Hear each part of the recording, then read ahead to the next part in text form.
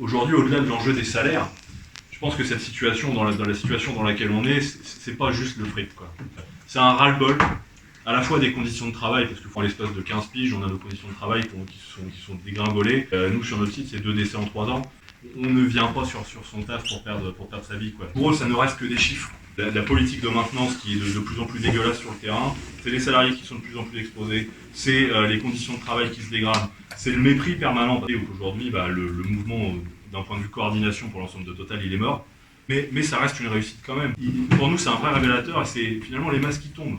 Que ce soit la direction de Total qui a balancé des torrents de merde sur les salariés à leur expliquer finalement qu'on gagnait tous 5 000 euros, que finalement notre grève elle était illégitime et qu'il fallait pas s'exprimer, il fallait pas se plaindre.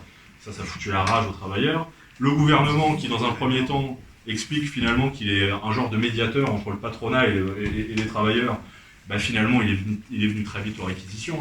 On avait la méthode forte, Adrien dit, la cohésion de classe en face de nous avec un patronat et un gouvernement main dans la main. Enfin, le dernier truc, effectivement, les syndicats, je mets vraiment des grosses guillemets là-dessus, les accompagnateurs de la direction, qui aujourd'hui sont servis très clairement du mouvement de grève pour aller sur des revendications aux catégories socio-professionnelles qu'ils représentent, en se servant finalement de la grève pour venir la casser, quoi. Parce que là, ces façons de faire, ça va pas durer. Je pense que là, globalement, tout le monde prend conscience, hormis la lutte, il n'y a rien d'autre.